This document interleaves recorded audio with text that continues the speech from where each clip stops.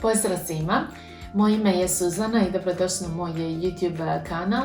Ako do sada niste, kliknite subscribe jer je ovo samo jedan od recepta kako napraviti domaće bombone. Pretpostavljam da će biti komentara, to je previše šećera ili zašto bi netko radio bombone koji koštaju skoro pa ništa u trgovini. Međutim, postoji bezbroj razloga, recimo ako ne jedete gluten ni u tragovima, ovo je super način da napravite bombone. Ja sam za ovaj sastav, vidjet ćete, u 2 decilitra vode stavila otprilike 200 grama šećera, međutim možete staviti i više ili nešto manje.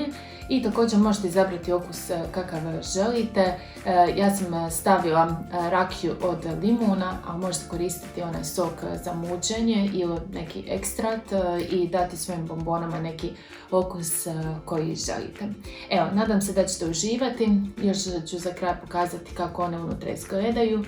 Kao što vidite, ponašaju se jednako kao ove spužvaste gumene bombone iz trgovina. Unutra su također spužvaste i fine. Nadam se da ćete ovaj recept praviti, da će vam se svidjeti i da ćete ga pokazati vašim prijateljima.